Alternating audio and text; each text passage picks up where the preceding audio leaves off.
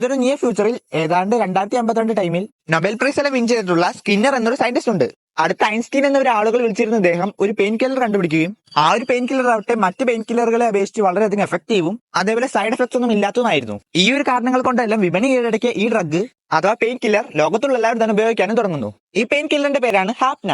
എന്നാൽ ഈ സമയത്ത് ഇത് കണ്ടുപിടിച്ച സ്കിന്നർ ആരോടും പറയാതെ എങ്ങോട്ടോ പോയി മറിയുന്നു. എങ്ങോട്ടാണെന്നോ എന്തിനാണ് പോയതെന്നോ ആർക്കും തന്നെ അറിയില്ല. ഇതെല്ലാം കഴിഞ്ഞ് ഏകദേശം ഒരു 3 വർഷം കഴിഞ്ഞ് സ്കിന്നർ തന്റെ ഒരു വീഡിയോ പുറത്തുവിടുകയാണ്.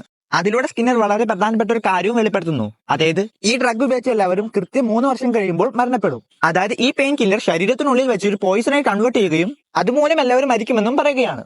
എന്നാൽ ഇതിനുള്ള ആന്റിഡോട്ട് അഥവാ ക്യൂർ സ്കിന്നർ തന്റെ കയ്യിലുണ്ടെന്നും എന്നാൽ ഇതുമൂലമുള്ള ആദ്യ മരണങ്ങൾ സംഭവിക്കാൻ ഇനി ഒരു 30 ദിവസം കൂടിയേ ബാക്കിയുള്ളൂ. അതിനുള്ളിൽ സ്കിന്നർ താൻ എവിടെയാണെന്ന് കണ്ടുപിടിക്കാൻ നിങ്ങൾക്ക് കഴിഞ്ഞാൽ നിങ്ങൾക്ക് എല്ലാവരും രക്ഷിക്കാനും കഴിയുമെന്ന് പറഞ്ഞ് വീഡിയോ അവസാനിപ്പിക്കുകയാണ്.